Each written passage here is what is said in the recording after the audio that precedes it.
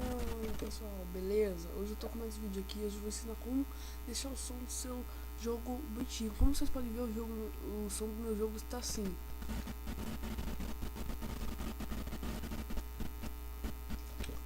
Mas quando eu não estou gravando, que vai pra 30, 40 frames, o que acontece com o jogo? O som volta, faz o quê?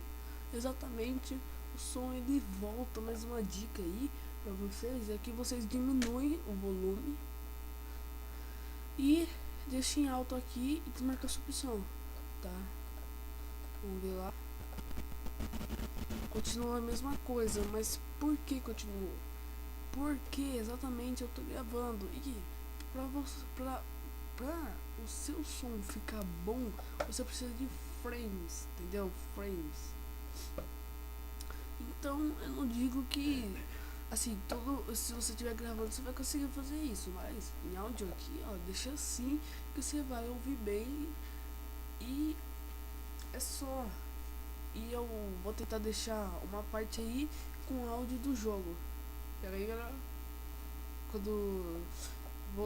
Se tiver um frames bom, eu volto.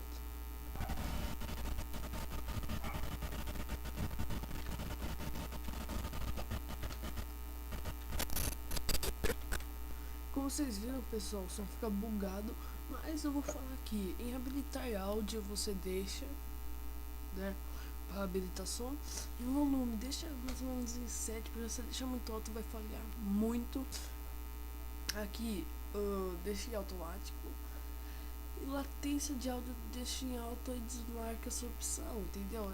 E assim seu áudio vai ficar bom, tá? Então galera, foi só esse o vídeo. Falou, fui!